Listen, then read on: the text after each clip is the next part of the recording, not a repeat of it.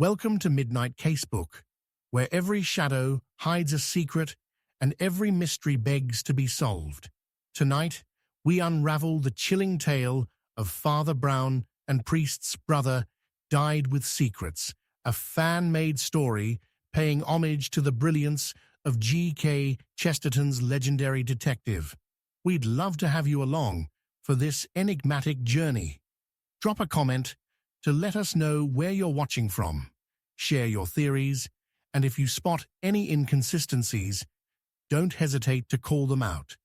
Your keen eyes and sharp minds help us craft even more captivating mysteries in the future.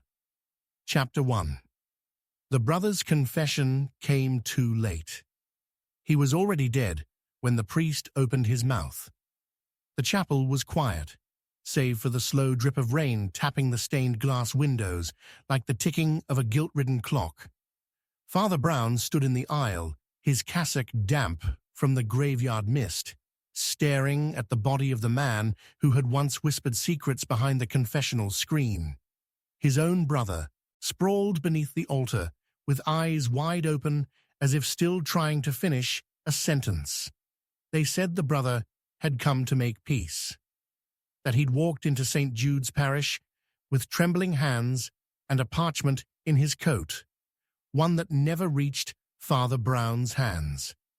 It was found later, blood-stained and torn, tucked beneath a pew, and whatever was written on it had vanished, either dissolved in the rain or stolen by someone who had far more to lose than the dead.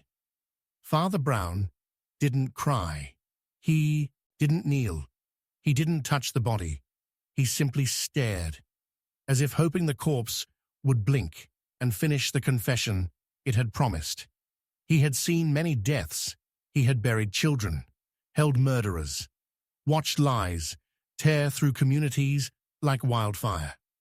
But this felt different, because this time the soul lost was one who had shared his mother's arms. And whatever he was about to confess, it had been dangerous enough to get him killed the moment he tried to speak.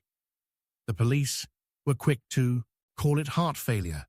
No signs of struggle, no blood, no weapon. Just a man who fell in church and died before saying a word. The coroner chalked it up to stress and advanced guilt. They closed the case before anyone had time to ask, guilt over what?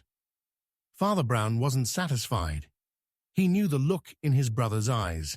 Not peace, not fear, recognition, like he had seen the face of his killer, like the last thing he felt wasn't repentance, but betrayal.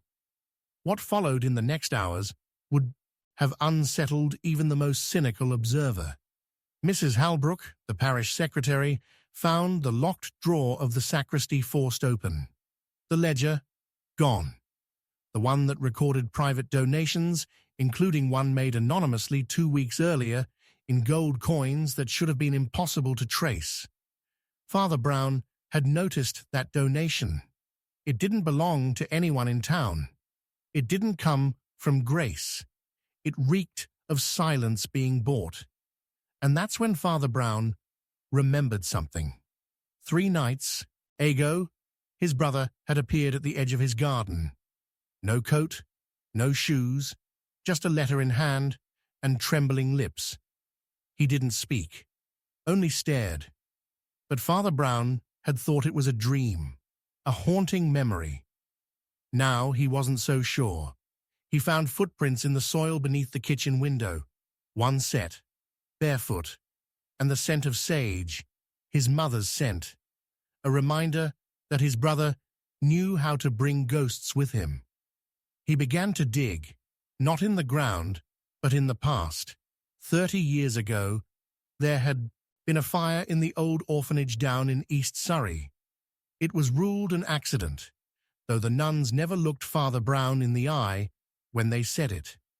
4 children died that night, all under 10. No family, no names, no tears, but one priest had gone missing after that, the chaplain who had been in charge of the night shift, and no one ever asked where he went. Father Brown asked now, and what he found made his breath catch mid-prayer. His brother had served there, assigned as a temporary caretaker, the same month as the fire, the same week the donations stopped. And in the archives, hidden beneath a layer of decaying folders, he found a letter marked, "To be burned. Do not open." It was unsigned, but the handwriting was unmistakable. His brother's. Inside was a confession, a single sentence. "I did not start the fire, but I stood in front of the door and did nothing." But that wasn't the most disturbing part. The second page listed names. 5, but only 4 had died. The 5th had survived, but the name was crossed out, and beneath it written, "She doesn't remember." She mustn't. Father Brown dropped the paper as if it burned him, because he recognized the 5th name. It was Mrs. Halbrook, the parish secretary, the woman who just locked herself in the rectory and hadn't come out in 2 hours. Father Brown walked to the door, heart thudding. He knocked. No answer. He called her name. Silence. Then, footsteps, slow, uneven, like someone dragging something across a wooden floor. The door opened. She stood there, holding the missing ledger in her left hand, and in her right, a single gold coin, spinning slowly between her fingers. She smiled. "Funny thing, Father. Memory. I had forgotten it all, until I saw him again. He was going to ruin everything, bring the dead back into our lives." Father Brown looked at her closely. "You took the letter." She nodded. "I read it, burned it, then waited until he drank the tea I made poison." "No," she said, almost laughing.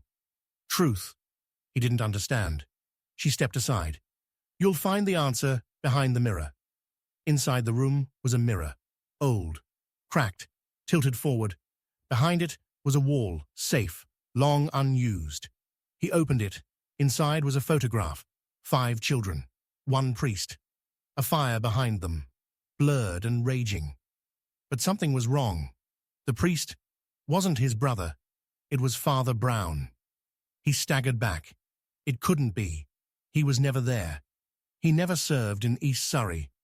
But the face was his, younger, hollow, holding the hand of a boy who looked exactly like his brother. "I told you," Mrs. Halbrook whispered. "He wasn't your brother." "What are you talking about?" "He took your name, your face. They called him the Mirror Man. He walked into people's lives and made them forget who they really were. Even you. Why do you think you've never remembered that year?" Father Brown touched his temple. A sudden pain surged behind his eyes. A memory, or a hole where memory should have been. She leaned in closer. "He didn't come to confess. He came to remind you. But you didn't listen." He turned, breath short.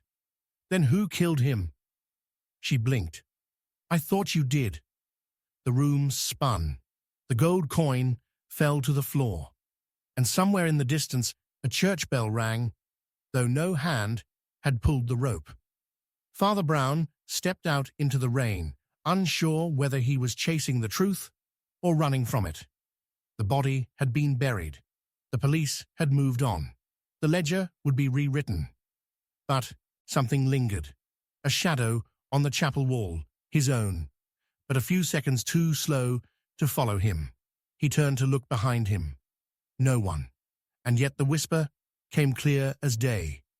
"You were there, Father. You just forgot." In the end, the confession came too late. And perhaps so did the priest. Father Brown closed the chapel doors behind him, the sound echoing like thunder. He didn't tell anyone what he'd seen, didn't mention the photograph, or the second letter tucked into his own Bible now, one written in handwriting that matched his own. All he said when asked was, I know who did it, but the truth will never be told. Chapter 2.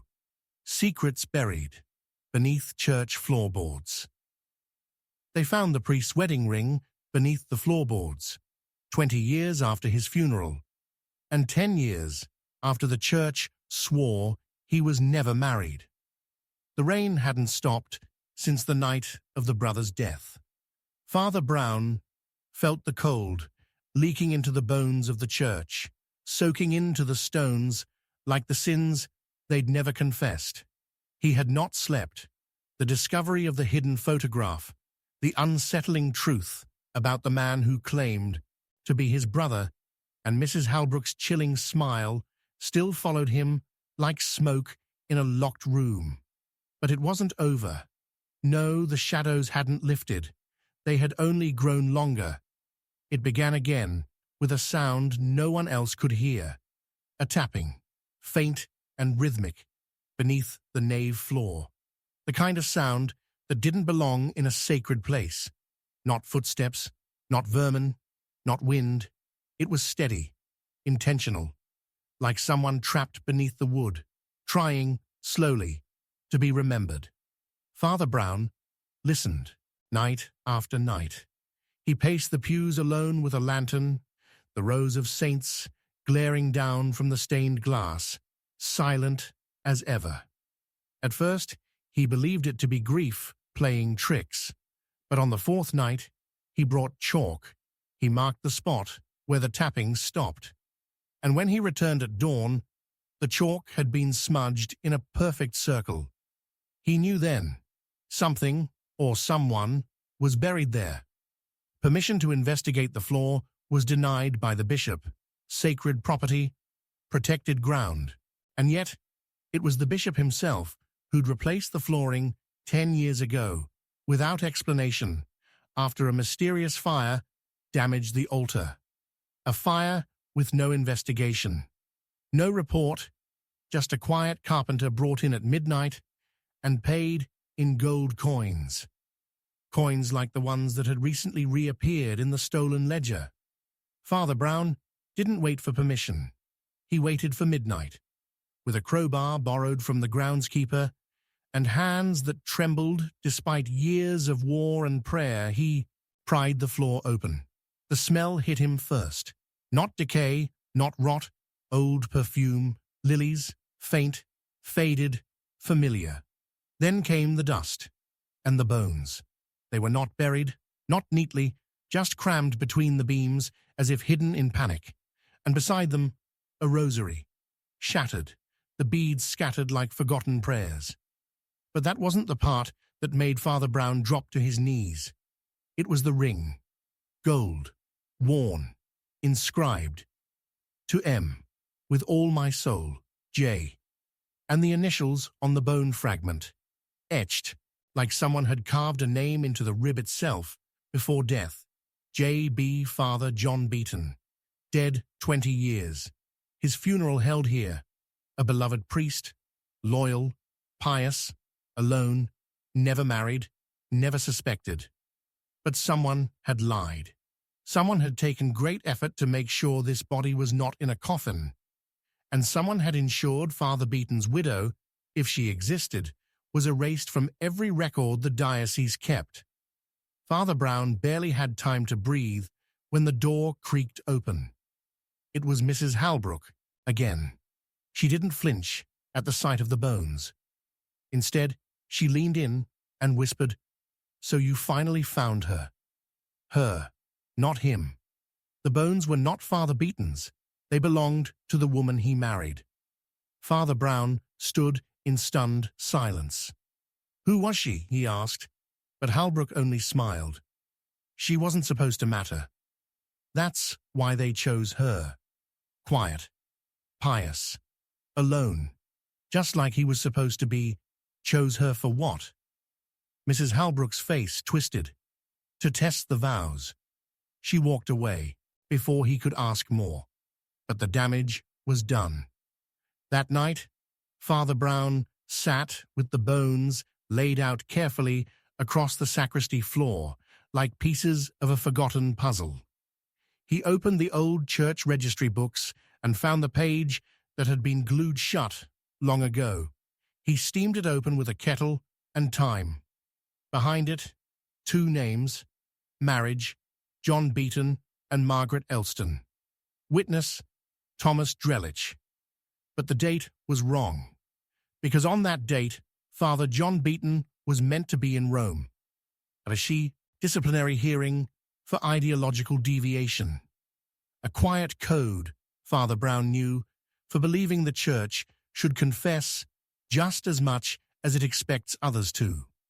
Father Brown went to the only person still alive who had known Beaton, Archdeacon Drellich, old, blind, living in a forgotten home by the coast. The man welcomed him with cracked lips and fingers that shook as they poured the tea. She was too radiant, the old man said, without needing to be asked, too alive. And that terrified them. Why? Because John believed a priest could serve both love and God, and Margaret made him believe that was true. Father Brown said nothing. The archdeacon's voice faltered. They tried to annul it, tried to shame him, said he'd been seduced, that she was witch-like. It wasn't true. What happened to her? I don't know. One night, she vanished. He never spoke again, but Father Brown now knew what had happened. She had been hidden, not just by fear, but by hands who wanted her story buried in wood and dust. He returned to the church that night and found something else. Beneath the bones, tucked inside a rusted tin box, wrapped in cloth, was a diary, Margaret's, and its pages tore through him like scripture written in blood. They said if I loved him, I would disappear for him. They made me choose his priesthood or my voice. I chose silence, but I kept the ring. They think God doesn't hear women. The pages ended abruptly. A smear of ink, a drop of something darker. Father Brown wept. The church had buried more than bones. It had buried the truth of a woman who believed in love and a man who believed in truth. The next morning, he tried to report it. No one returned his calls. No one answered his letters. He received only one note, slid beneath his door, unsigned, "Let the dead lie still." The living cannot handle the truth, and the floorboards were replaced the next day. Not by request, but by order. Fresh wood, fresh polish, no bones, no ring, no diary. Father Brown stood in the center of the nave and whispered to no one, "I know who did it." His voice was swallowed by silence. Outside, the sky cleared for the first time in days. But inside, the church had never been darker. Chapter 3. Father Brown breaks his vow. He spoke the murderer's name inside the confessional, knowing full well that it would damn him more than the killer. It was past midnight, and the church pews creaked with the weight of secrets. Father Brown hadn't slept in 3 days. The walls of St. Jude's had grown colder, since the bones were uncovered and reburied without a word. The official line remained clear. No remains had been found, no marriage had been recorded, and no sin had been committed. But every night, the echo of Margaret's diary pages still whispered through the nave, like incense curling through airless guilt. It should have ended there. But then came the note. Folded once. No envelope. No signature. "He confessed to you, and now he's going to kill again." Father Brown knew the handwriting. Tight, rigid, fearful. It belonged to Harold Dandridge, the caretaker's boy. 17. Quiet. Always sweeping, always listening, and always pretending he couldn't hear what the walls, remembered Father Brown, found him in the vestry, trembling, clutching the same cloth that had once wrapped the hidden diary. He wouldn't speak, only pointed to the confessional. then bolted like something dead had whispered his name. That night, Father Brown sat inside the wooden booth for hours, surrounded by the scent of varnish and old prayers, waiting. No one came, until someone did. A man, breathing slowly, not out of nerves, but satisfaction. "I know you know," the man said. "And you can't say a word." He gave no name, but Father Brown recognized the voice instantly. It was Bishop Molden, a man praised for his humility and iron will, a man who had overseen the quiet reconstruction of the floor, the removal of the bones, the reburial with no grave, a man who now admitted murder inside a box designed to hold silence.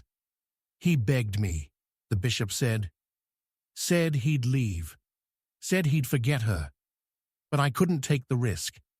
She wasn't just dangerous because she loved him. She was dangerous because she knew what we'd done before. And that's when Father Brown realized this wasn't about Margaret. This went deeper, much deeper. The bishop continued. "There was another girl. In 1923, before your time, same pattern. A young priest falls in love. She gets too close to the ledgers, the coins, the missing children funds. You think Margaret was the first. She was just the only one who almost got away. And then came the final blow. She wasn't buried under the floor because I panicked," Molden whispered. "She asked me to do it." Father Brown couldn't breathe. She said, "If you must silence me, then bury me in the house of God. At least then he'll have to look at me." Silence stretched between them. Then the bishop rose. "And now, you know. And now you can never tell." But he was wrong. Because as the door closed behind him, Father Brown whispered the bishop's name out loud into the silence of the confessional. A vow broken. The seal shattered. A priest turning against the very law he had sworn to protect. But the next morning, the bishop was still alive, and Harold Dandridge was not. They found his body just outside the church grounds, mouth stuffed with altar linen, throat marked with crucifix chain links, and beside his body, a page torn from Margaret's diary, one word smeared in red. Again. The police came. The church did not. The press were kept at bay. But the whispers began. And they started, not with Harold, but with Father Brown. Because, when they searched his room, they found a list, names, dates, towns, all women, all gone. And at the top, in Father Brown's own handwriting, was the phrase, "We buried them beneath his name." He had written it weeks ago, before Margaret, before the bishop, before the vow was broken. He had always known. He had chosen silence. And now it had come back for him. He was placed under investigation, removed from St. Jude's, sent to a monastery for rest and reflection. But the file, the only file that could explain everything, was gone. So was the photograph, and the ring, and the diary. They had vanished like dust through cracks in the altar. But the floorboards had been replaced again, this time with metal, unbreakable, untouched.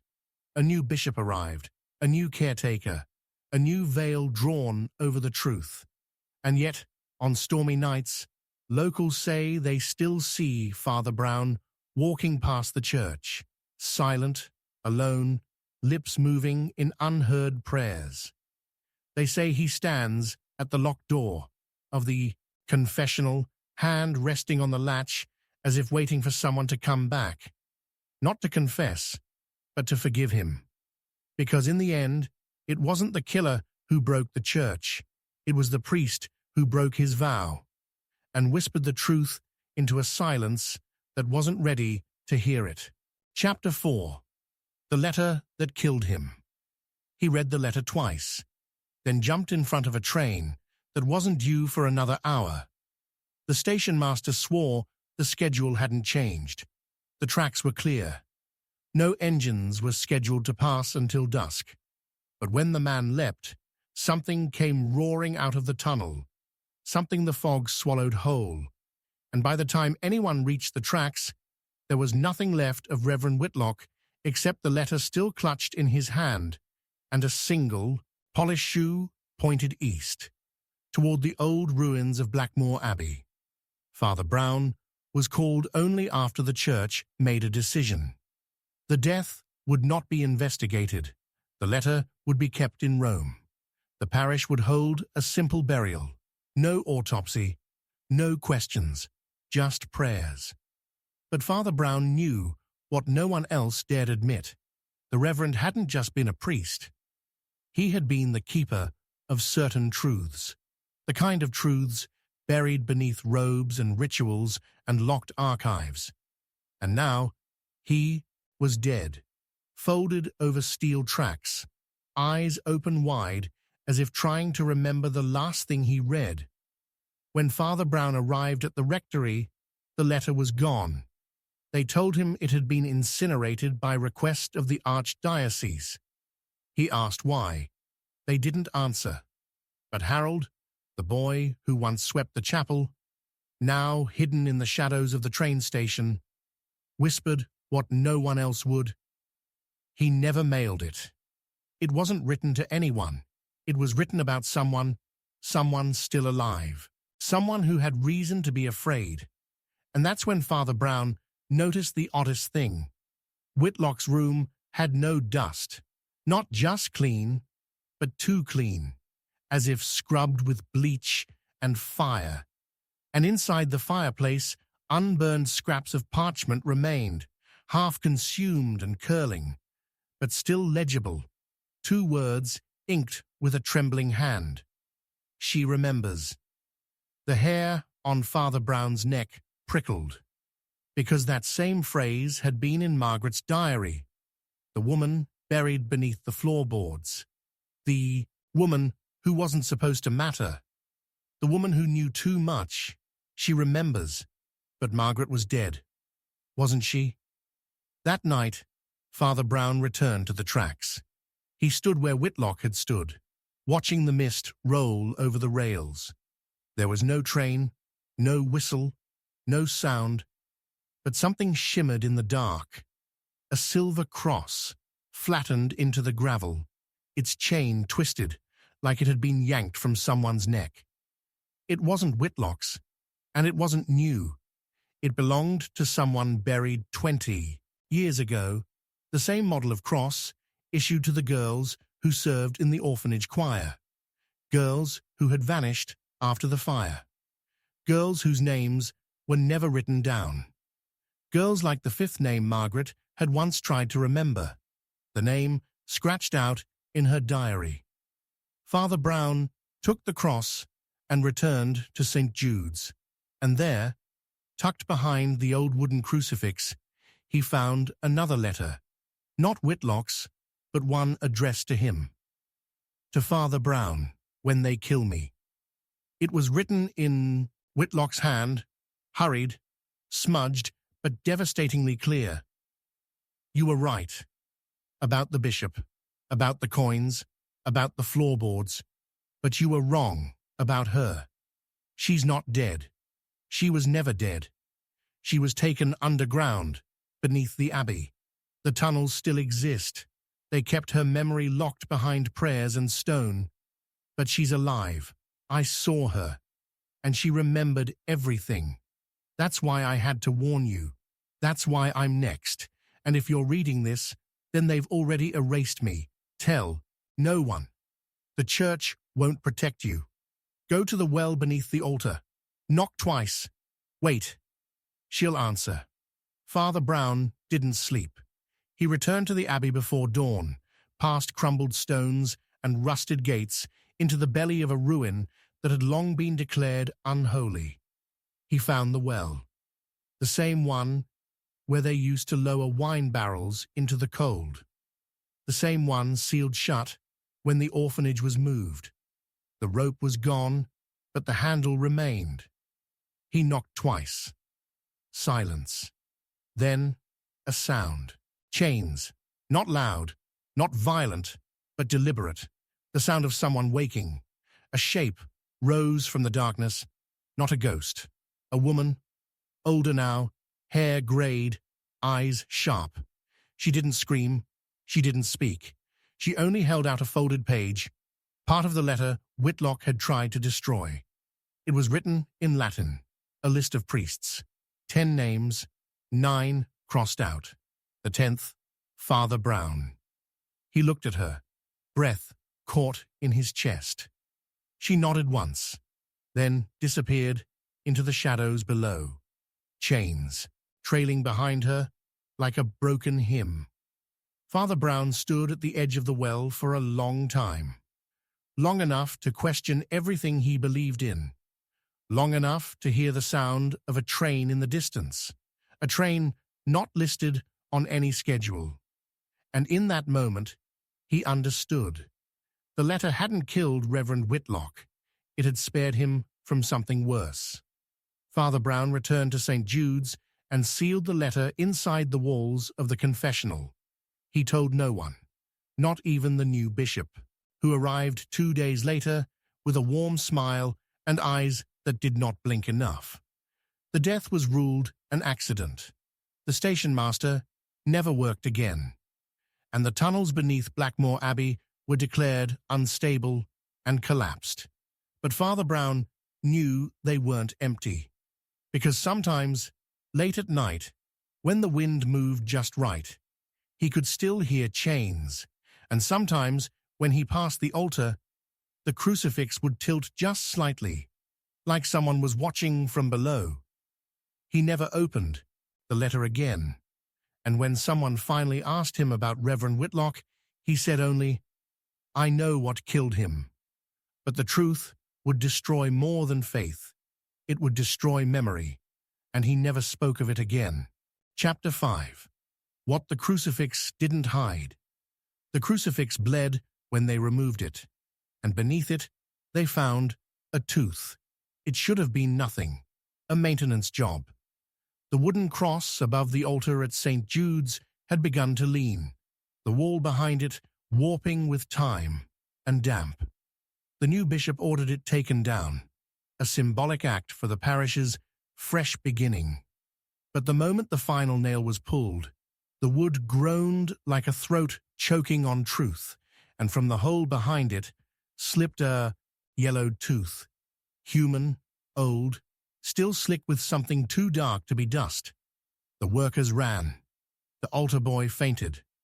And Father Brown, standing just outside the sacristy, knew that whatever had been buried behind the crucifix had never stopped watching them. The wall behind it was hollow. That alone should not have mattered. But it had not always been hollow. In blueprints from 1891, the apse wall was solid stone, 2 feet thick, no recesses, no cavities.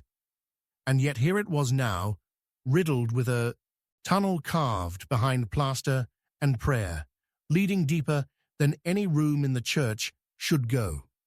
The bishop ordered it sealed immediately, but Father Brown asked for 1 hour. 1 hour alone. He didn't explain why. He didn't need to, because the bishop already knew something was wrong. Father Brown lit a lantern and stepped behind the altar. The tunnel was narrow, barely enough for a grown man to pass through sideways. It sloped downward, unnaturally, towards something colder than earth. The air was thick, not damp, but old, like it hadn't been touched by breath in decades. He moved slowly, every footstep echoing off stone that wasn't supposed to exist. And then he saw it, a room, small, circular, carved into the foundations, and in the center, another crucifix. But this one was different. This one had no Christ. It was just the cross. And where the body should have been, there was a cavity, a hollow shaped like a man. Inside it, folded like a broken prayer, was a skeleton. Its hands were bound, its mouth was gagged, and beneath its ribs a knife was still lodged, hilt fashioned from rosary beads fused together with dried blood.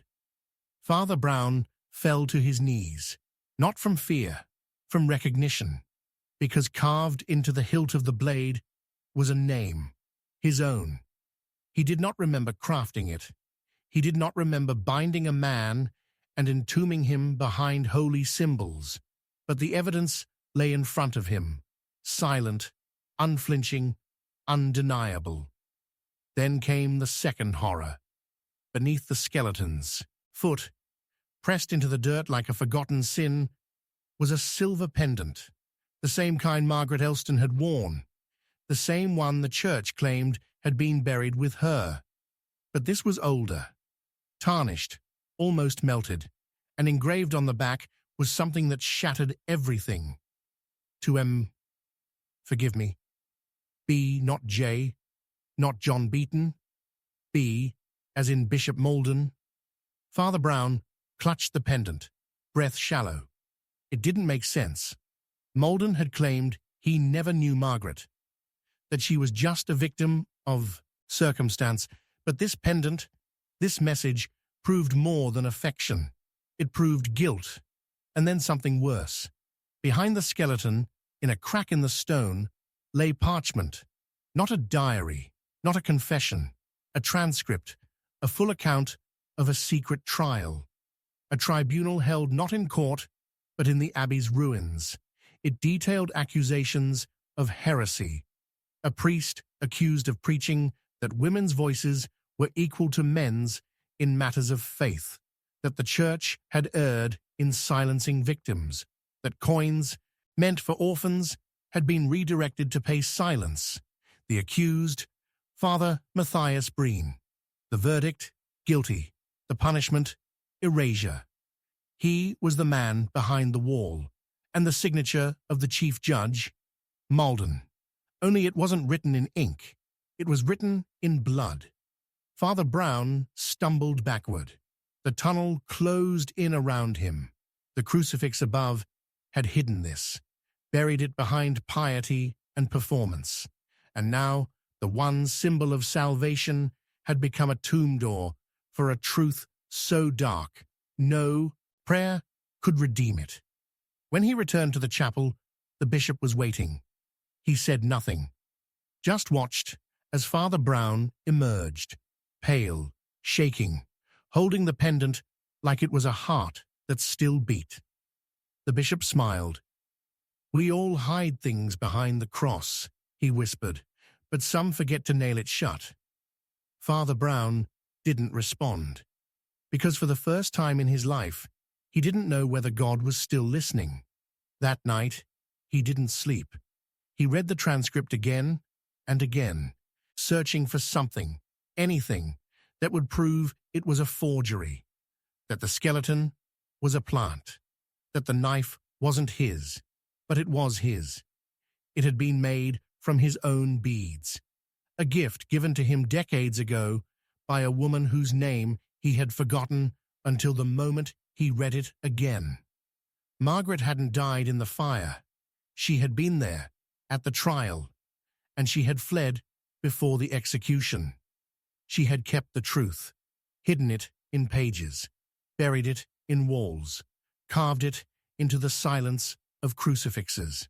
And now she was watching him. From where, he didn't know, but he felt it. The church issued no statement.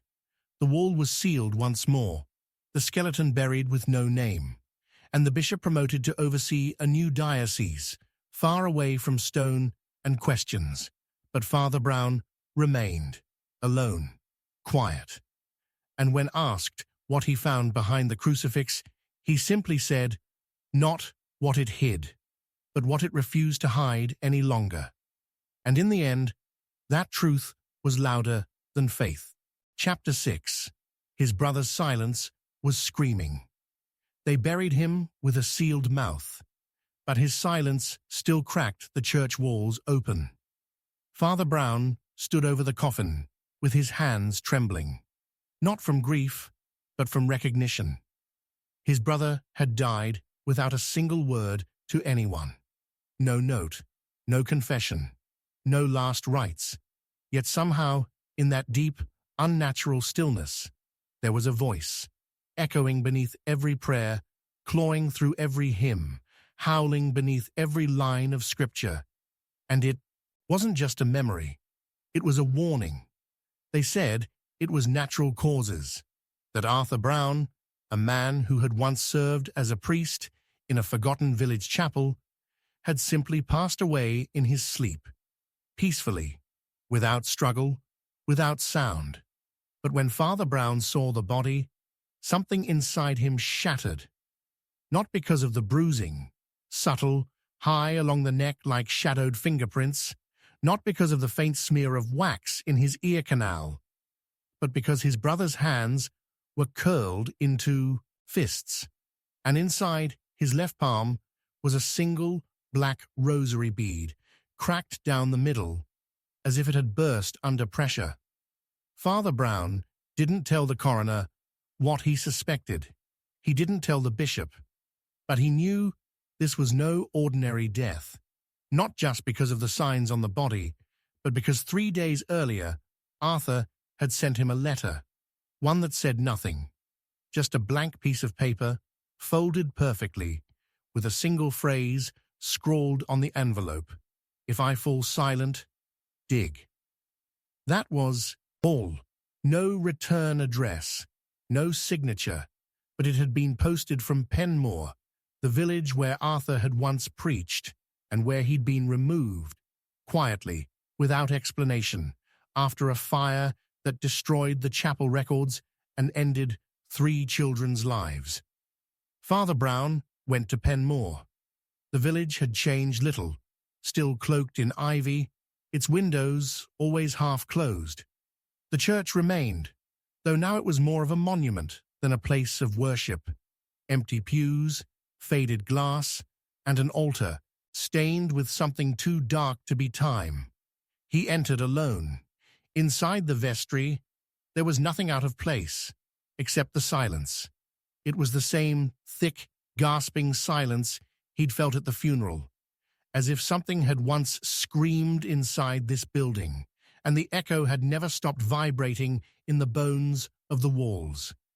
He walked behind the altar and found the old confessional, locked, dustless, and when he pried it open, he found a chair, but no kneeler, just floorboards warped unnaturally, and, beneath them, a hole, dug by hand, covered in splinters.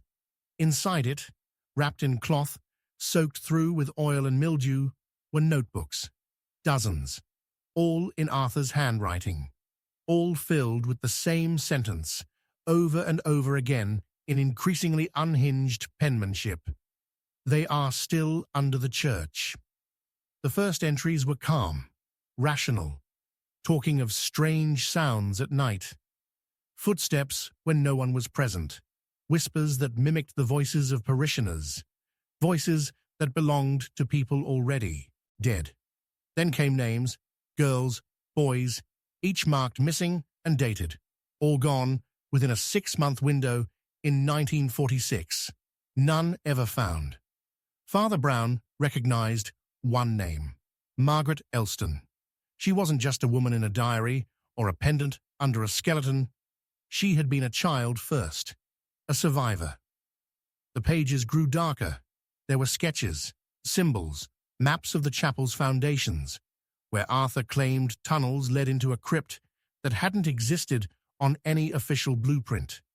A crypt where, he wrote, "They keep the ones who remember." And then, finally, one last page. "They told me I could stay silent, or I could join them under the floor." I said nothing. I still said nothing, but now the silence is screaming. And it will not stop. Father Brown closed the notebook, and then he heard it, a whisper, not from behind, but from beneath. He knelt, pressed his hand to the ground. There it was, knocking, not rhythmically, not mechanical, but frantic, human, the sound of nails, of fists, of someone, or something. desperately trying to claw their way up. He stood, heart thundering, and then he saw it. The crucifix above the altar tilted, slightly, a shudder in the stone, as if someone beneath had pressed their back against the ceiling. He fled, back to the train, back to St. Jude's, but nothing was the same. The chapel lights flickered when he entered. The confessional door swung open by itself, and the rosary on his neck tightened until he tore it off. That night, he received another letter, blank again, but this time the envelope said, "You didn't dig deep enough." He burned it, but the ashes reformed into a shape that wouldn't die, his brother's signature. The next day, the bishop visited. He asked no questions. He only said, "You've seen too much, Father."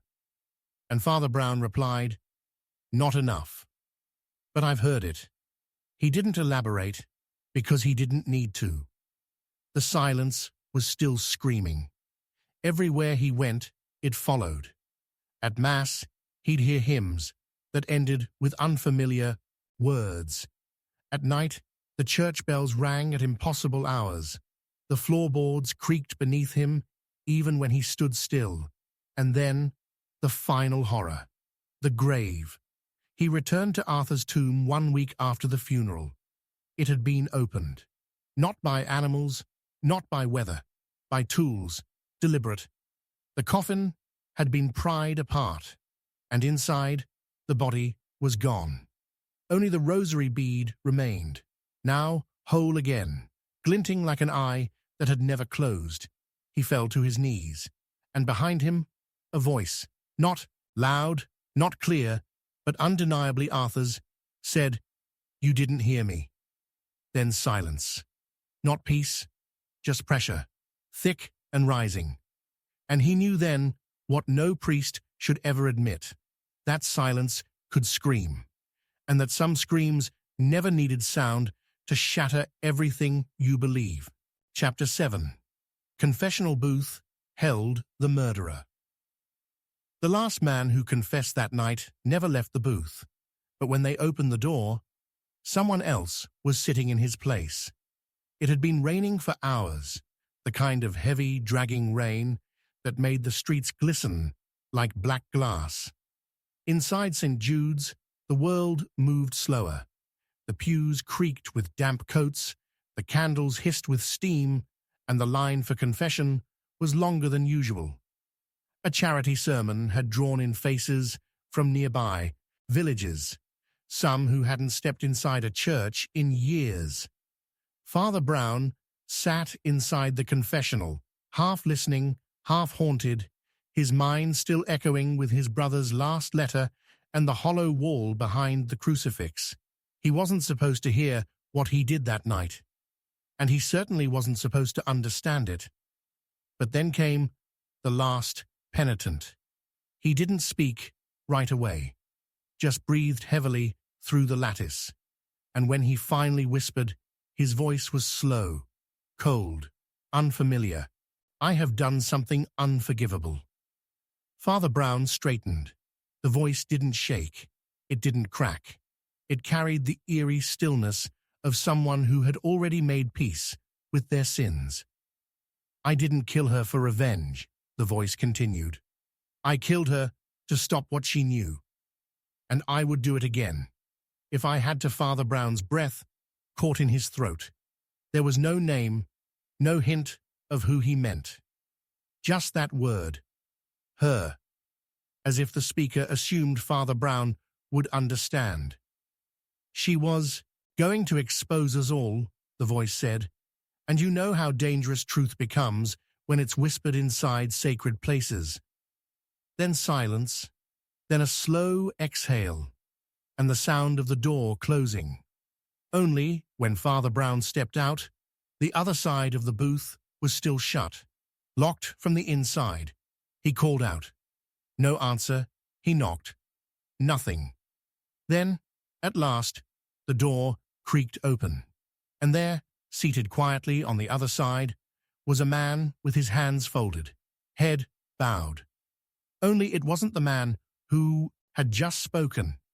Father Brown froze. This man was much younger, pale, eyes wide, confused. He looked up at the priest with genuine surprise. I came in a few minutes ago," he stammered. "I thought you hadn't heard me." But Father Brown had never heard him. He'd heard someone else, someone who'd already vanished, impossibly, without being seen. The younger man left, disturbed by the look on Father Brown's face, and the priest was left alone with something far worse than an unanswered question. Proof that someone was using the confessional to pass through walls, slip past the living, and hide behind the most sacred veil in the church. The next day, he reviewed the church's camera. There was nothing. No man entered the booth during that time. No one but the young man, recorded walking in, waiting, and then speaking briefly to Father Brown. But Father Brown knew what he'd heard, and the voice still echoed in his skull like a hymn twisted into threat.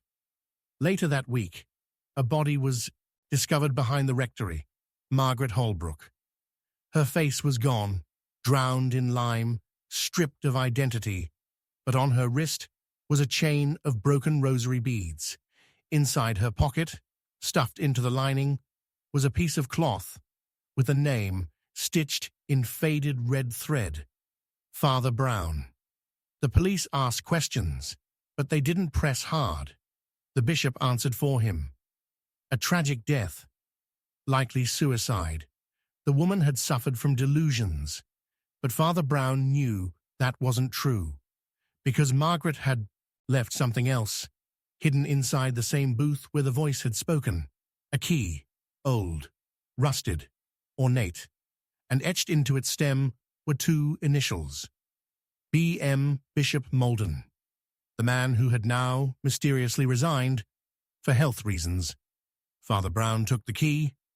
That night, he returned to the confessional. But instead of sitting, he searched. Behind the padded wall was a panel, a thin groove of wood that looked like decoration, until the key turned. It unlocked a hatch. Behind it, a cavity. Inside, a journal. Not his, not Arthur's, Molden's.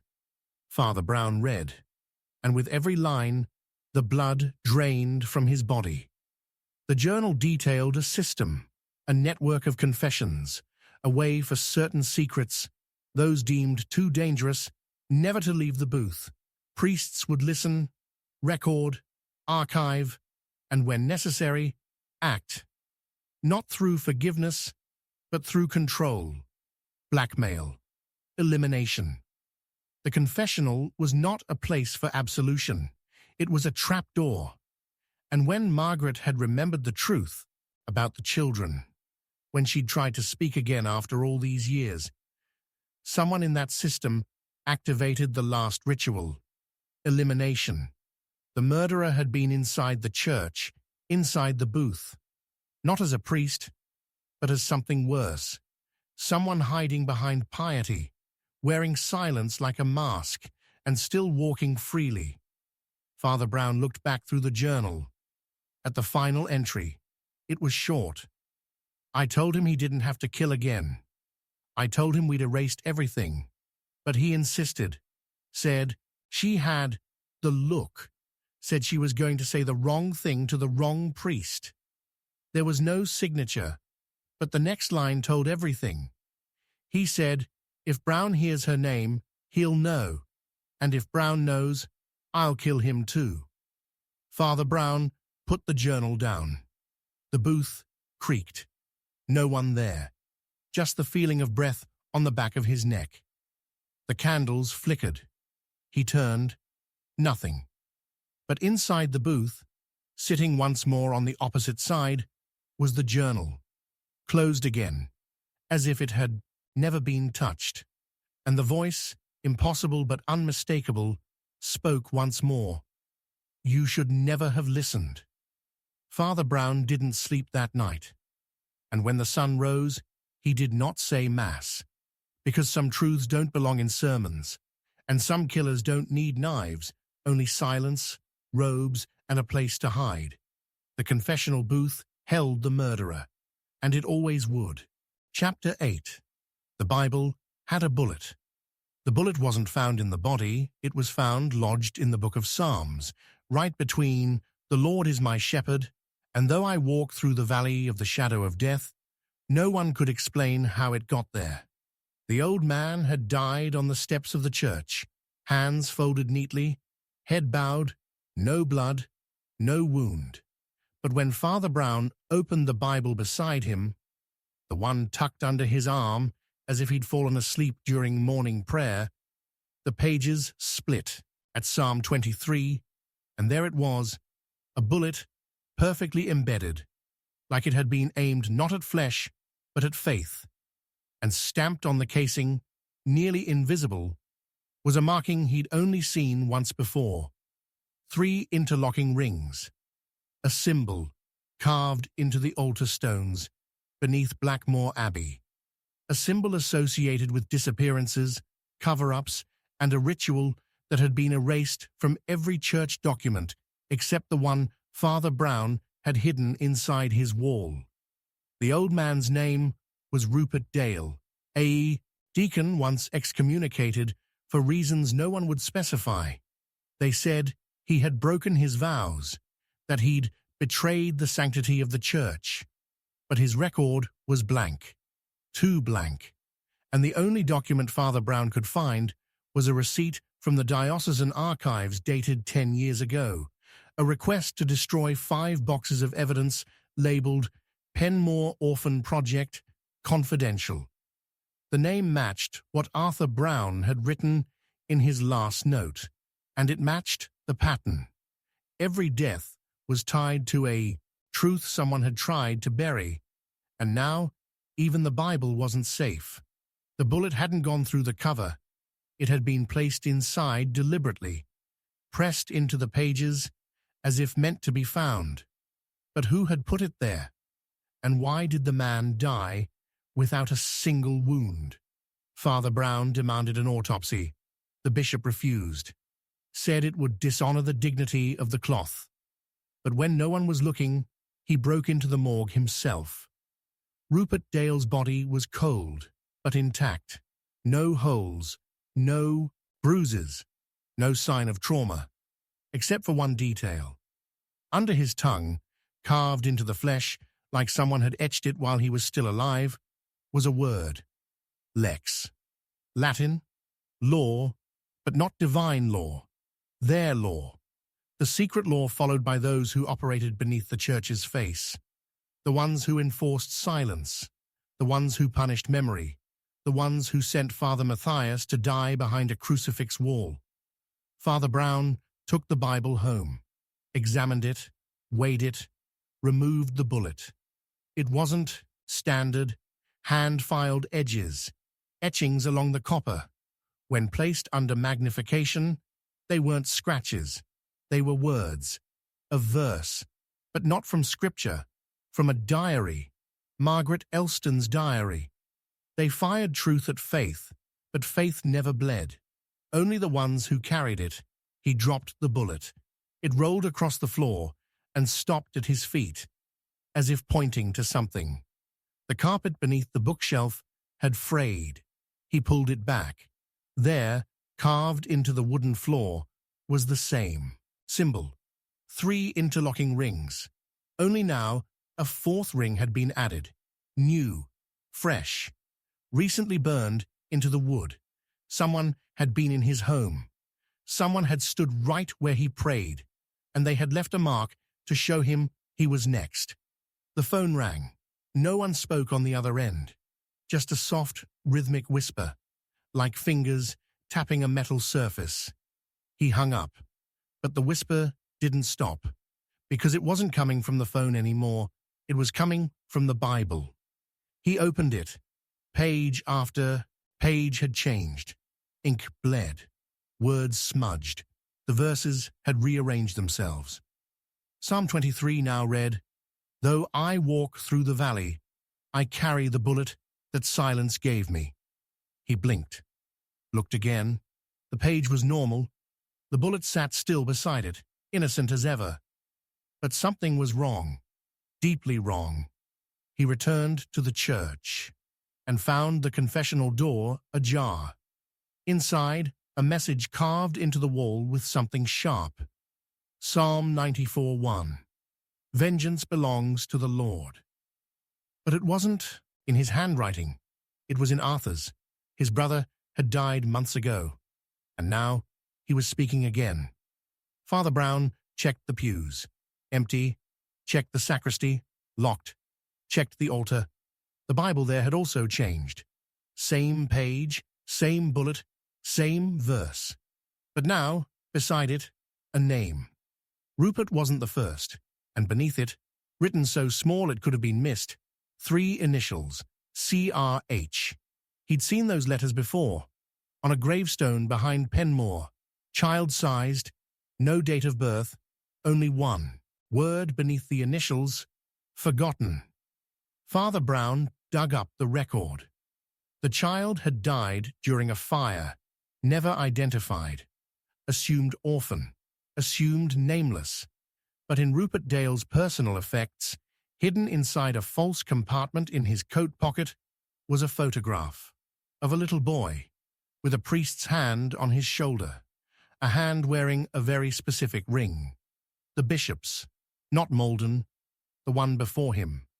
Dead now, but his ring had been buried with him, or so they thought. Because the next morning, that ring appeared in Father Brown's mailbox. No note, just the ring, wrapped in a torn page from a hymnal with Psalm 94 underlined in red. He was being warned, or invited. He didn't know which was worse. And then the final horror. The bullet was gone. He hadn't moved it. No one else had been inside. But the Bible was empty now, and carved into the back cover was the verse, once more. They fired truth at faith. That night, Father Brown walked to the graveyard. He stood over the bishop's tomb. It had been disturbed. The stone cracked. Soil shifted. But no one had reported it, as if they didn't want it noticed, as if they were hoping someone would see it and finally understand that the church wasn't burying bodies anymore. It was burying evidence. He never found the bullet again. But sometimes, in the silence of his room, he could feel its weight on his chest, as if it had been pressed into his own flesh while he slept. And when he touched his shoulder, he found a bruise in the shape of a cross. The bullet had never been meant for Rupert. It had always been meant for the one who would read the words beneath it, for the one who would keep digging, for the one who refused to let silence win. He told no one, but when asked about the Bible, he simply said, it saved his life once, but it couldn't stop the shot that was meant for the soul. And he never opened that book again. Chapter 9. He died before confessing everything. He choked on his own blood in the middle of a sentence, and the last word he tried to say was forgive. It happened in the middle of the night, inside a room that had been locked from the inside. Father Elias had called for Father Brown earlier that day, asking him to come urgently. His voice was cracked, dry, almost frightened. I must tell you what I should have said years ago, he whispered. The others won't listen. You're the only one who might believe it. But by the time Father Brown arrived, the door wouldn't open, and when the groundskeeper broke it down, Elias was already on the floor, his cassock soaked in a thick dark red, his fingers stained with ink, and a half-finished confession torn from the typewriter as if snatched away by death itself. His mouth was open, jaw locked, and his eyes were wide, not in fear, but in guilt. The page was jammed in the machine. Keys snapped. The ribbon sliced clean through. The last line of text stopped mid-word. I buried her under the... and nothing more. There were no wounds, no weapon, no struggle, no poison in his stomach. The cause of death was officially ruled spontaneous pulmonary hemorrhage. A medical mystery, an unfortunate end to a troubled priest. But Father Brown saw what others didn't. On the windowsill, a single muddy footprint facing inward, not outward, not from Elias, from someone or something who had entered through a window sealed shut with iron latches. And beside, the footmark etched into the glass with a crucifix pin, 3 letters, S.H.M. He had seen those initials before, scrawled in the margins of Margaret Elston's diary, listed in the forgotten trial notes from Father Matthias, and carved in a hidden stone beneath the confessional booth. No one knew what they stood for. Some guessed a code, others claimed initials of a secret order. But Father Brown had a different suspicion. S.H.M. wasn't a person, it was a place. He searched Elias's room and found what no one else had noticed. Beneath the bed frame, taped to the slats, an envelope marked, "To be given only after my death." He opened it in silence. Inside were 5 torn photographs, all black and white, all clearly taken decades ago. The same chapel appeared in each, its roof collapsed, its altar overturned, and its pews charred to ash. But it wasn't St. Jude's, and it wasn't Penmore. The chapel had a name carved above the arch, Sanctus Humilis Mortem, Holy Humble Death. SHMA, church wiped from maps after a fire in 1939. A place rumored to have held the last confession, a whispered ritual designed not to absolve sin, but to erase witnesses, a rite not of redemption, but of containment. It was never spoken aloud, never written down in official liturgy. But those who practiced it believed that some truths were too dangerous even for God to hear. So they buried them, not with bodies, but with silence. And Father Elias had been one of the last living men who knew the words, and now he was dead, before confessing everything. Father Brown traveled to where the chapel once stood. Nothing remained, just foundation stones beneath moss, and the faint curve of what had once been a wall. But beneath the central stone, he found a cavity. Inside, a tin box. Inside the box, another torn page from Elias's typewriter, dated the day before his death. They told me she was lying. They told me no child had gone missing. They told me Margaret was sick. But I saw the report. I saw the ledger. I saw her name scratched out in blood. He flipped the page. The second half was missing. But written across the back, in a different hand, were the words, "If he dies, before telling, burn what he left, or they'll burn you." The handwriting wasn't Elias's. It was familiar. It belonged to Bishop Molden. Only Molden was already gone. Vanished, said to have retired abroad, but no one had seen him since. Father Brown brought the papers back to St. Jude's. That night, as he read the typewritten lines under candlelight, the flame flickered violently. Then, out of nowhere, it snuffed itself out. The room plunged into darkness. He turned. In the window, a reflection. Not his own. A shadow with a collar. Staring back. He opened the door. No one. He returned to the candle and found the paper was gone. Only ash remained on the table. And on the ash, traced by an invisible fingertip, a word. Confessed. But he hadn't. He had died trying. And now the evidence was gone. Or so they thought. Father Brown had made a copy. And he knew what came next. He remembered the last thing Elias ever said to him. In a letter delivered posthumously. "I said nothing for 30 years. But the silence has become my sin. And I know now that death is only the second punishment. The first is living with it." Father Brown locked the copy in his drawer and burned the key. Because some confessions are too dangerous to be spoken, And some men die not for what they did, but for what they tried to. Say, Chapter 10. The crosspoint killer struck again. The body was found kneeling at the altar, hands folded in prayer, but with a communion wafer stuffed in his mouth and a nail driven through the center of his chest in the shape of a cross. It had been 10 years since the last murder. 10 years of silence. 10 years of headlines turning cold. Dusty folders marked crosspoint file buried beneath bureaucracy and doubt. But now, Father Brown was staring into the eyes of the same ritualistic horror that once paralyzed an entire parish. The crosspoint killer was supposed to be dead, or imprisoned, or at the very least, finished. Yet here they were again. Same symbol, same methods, same impossible detail.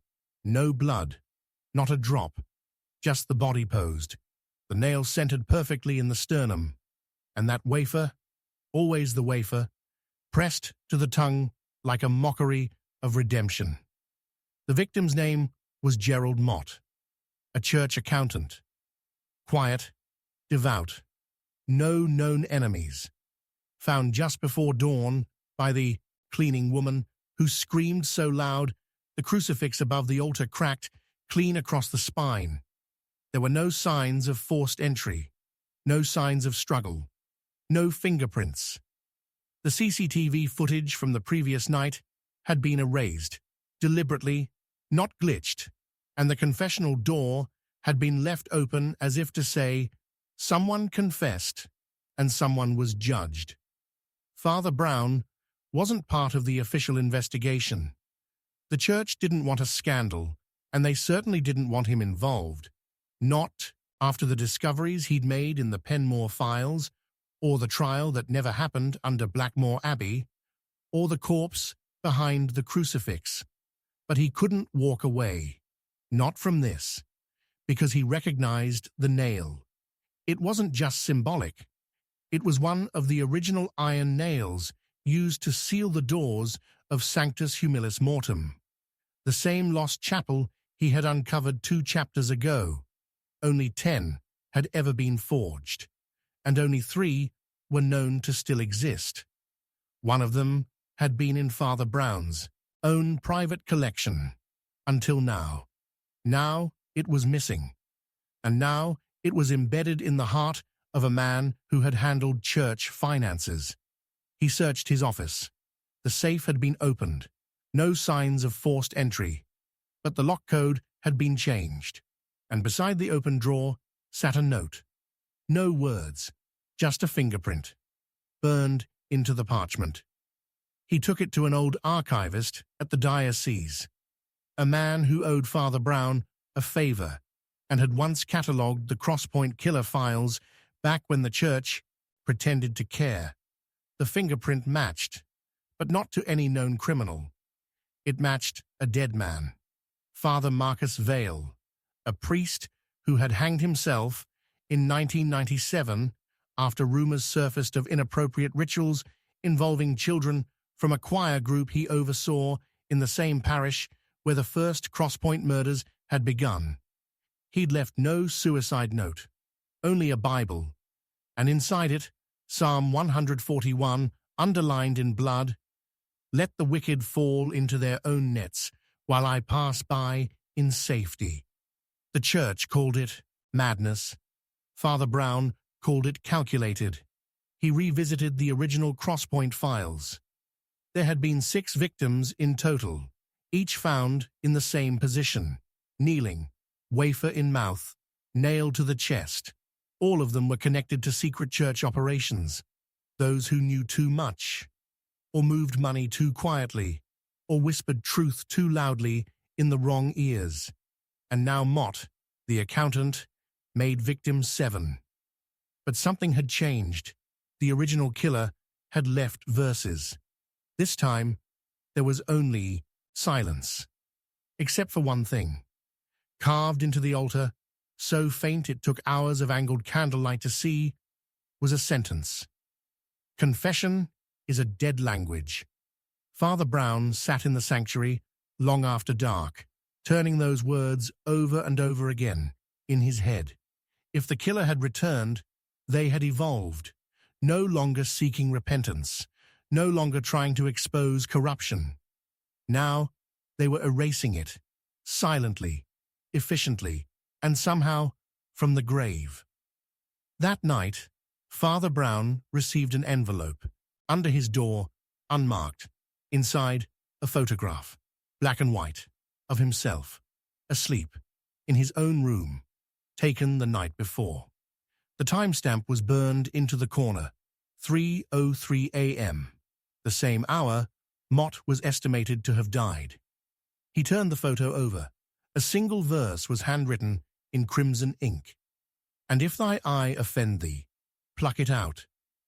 The next morning, he found his mirror shattered, not broken by a fall, but surgically cracked, a cross cut perfectly down the center.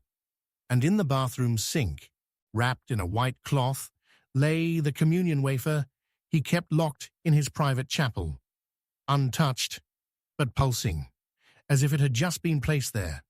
That afternoon, the church declared Mott's death a medical incident. The coroner's report listed heart failure.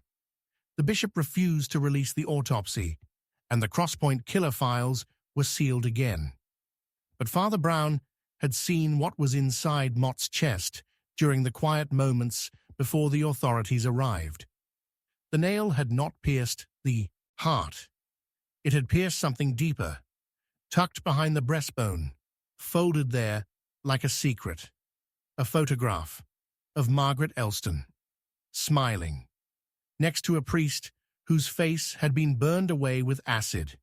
He showed it to no one, because he knew what it meant. Someone was tying the threads. Someone was circling back. Someone had decided that silence was no longer enough. The killer was hunting memory, and he wasn't finished, because at the bottom of the photo was a note in handwriting, too neat to be modern. 8 was a mistake. 9 is a correction. 10 is you. Father Brown burned the photo, but he couldn't burn the truth, because he knew what no one else did, that the nail wasn't just meant to kill, it was a key, and there were still 2 more doors left unopened. Chapter 11. One sermon revealed the killer. He didn't say the killer's name, but the moment Father Brown quoted the wrong psalm, someone in the front row dropped their Bible and ran. It was supposed to be an ordinary Sunday sermon, the kind meant to soothe. The parish had been on edge ever since Gerald Mott was found nailed at the altar.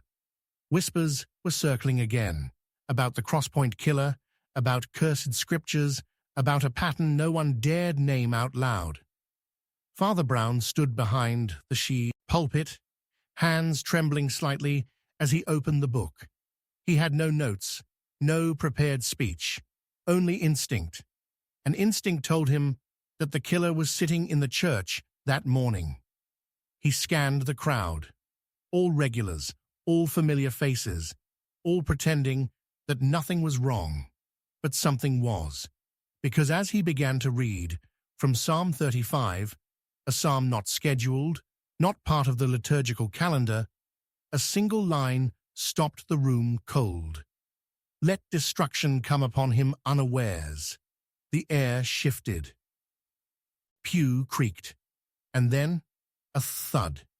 Someone in the front row had dropped their Bible, not out of clumsiness, out of panic.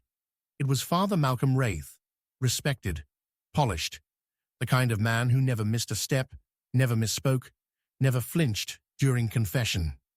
And yet here he was, white as paper, shaking. Before anyone could speak, he stood, turned, and walked out. Not a word, not a glance, just a silent exit, as if led by something older than fear. Father Brown closed the book. Sermon over, he left the pulpit without saying another word, and followed. Wraith was nowhere near the rectory. His car was still in the lot, but he was gone, vanished. And yet, The boiler room door in the chapel basement was ajar. It should have been locked. Father Brown descended. The air was thick with oil and mildew. Old heating pipes groaned above him like dying lungs. And there, on the floor, were the torn pages of a sermon, typed, dated, from 20 years ago. The author? Malcolm Wraith. But the topic wasn't scripture. It was punishment, a private liturgy written in code, referring to a cleansing fire, a final silence, and something called the narrow cross point, a place between salvation and condemnation where a priest could bind a soul in darkness if the church refused to. This wasn't theology. It was confession, masked in metaphor. And at the bottom of the page, one phrase was scrawled in red ink. He who knows and remains silent is guilty of the same sin. Father Brown felt a chill, deeper than the room allowed. Wraith had confessed, without ever speaking.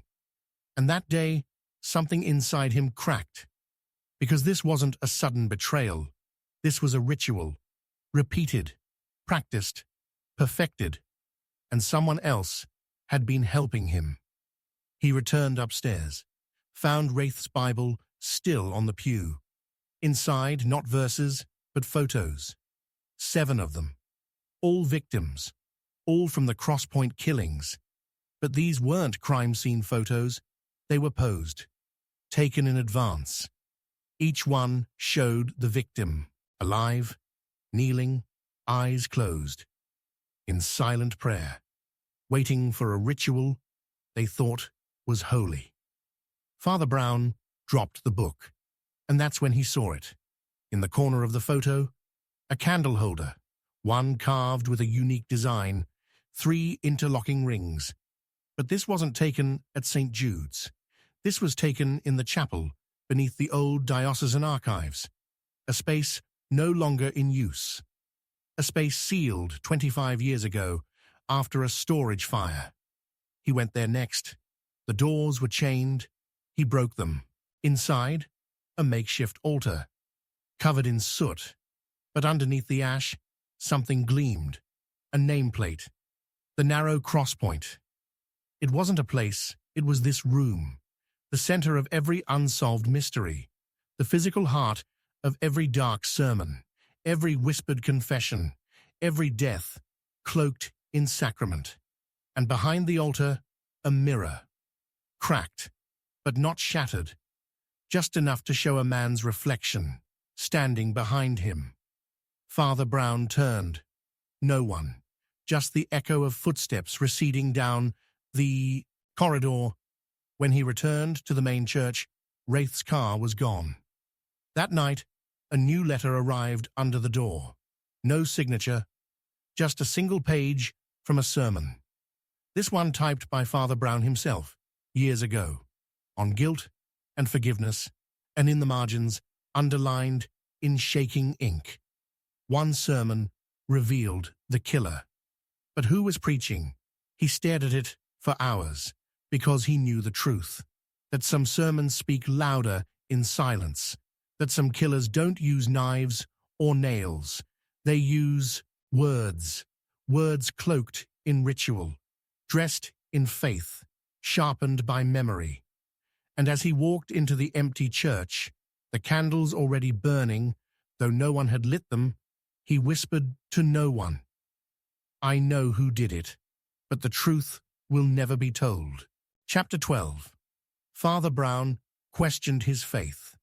They found the final page of his Bible sewn shut with human hair, and the verse it hid had been blacked out with blood. The church was silent, but not with peace. It was the kind of silence that rings louder than thunder, stretched so thin across stained glass windows that even the light seemed afraid to fall. Father Brown sat alone in the sacristy, his hands trembling not from fear, but from something far worse, doubt. Not in man, not in justice, but in God. He had solved murders. He had unearthed secrets buried beneath floorboards and guilt. He had seen innocent blood on holy ground and watched the institution he served turn a blind eye again and again.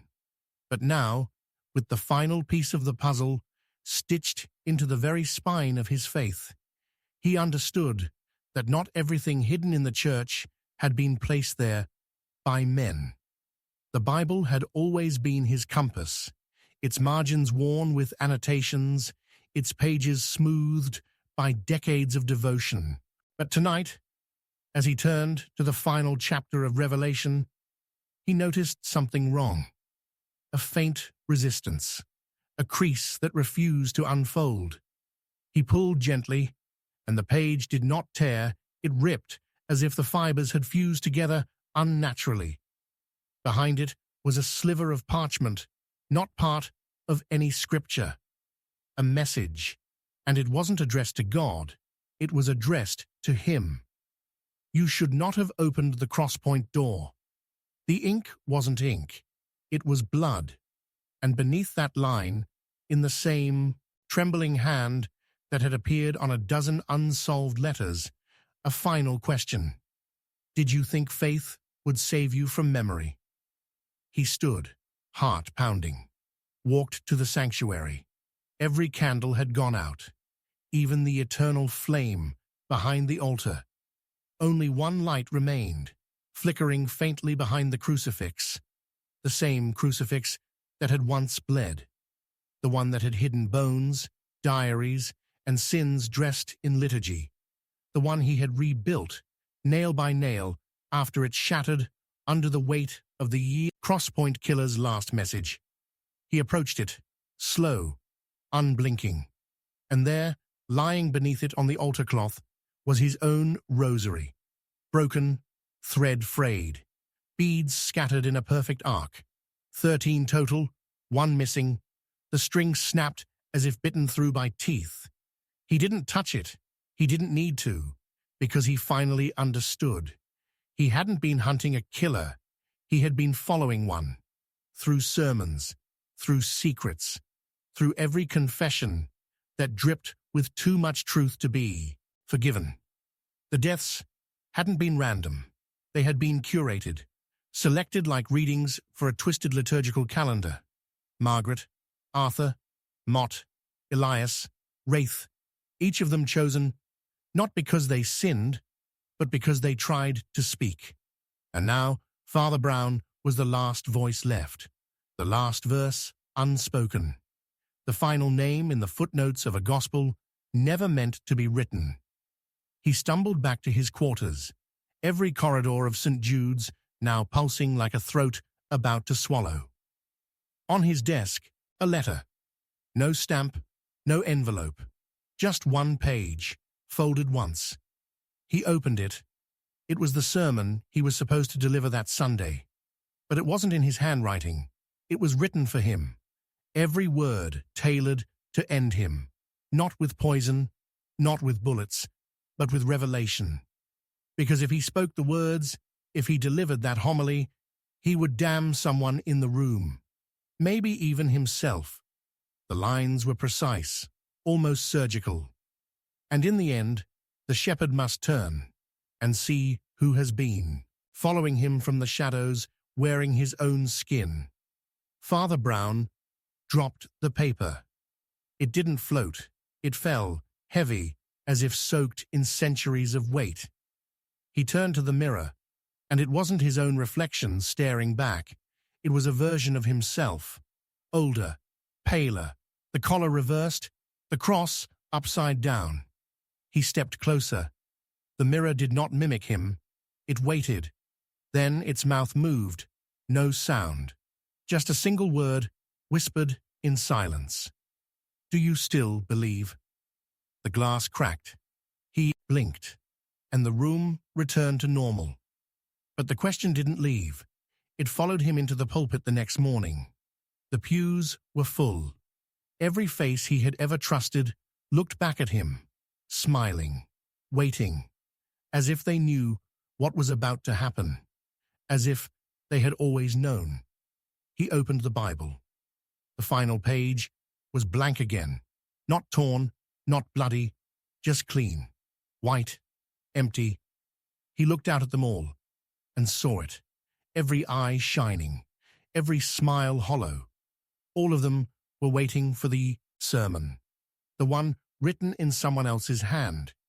He stared down at the page, and for the first time in his life, Father Brown questioned his faith, because the only thing worse than believing the devil had walked into his church was realizing he had let him in.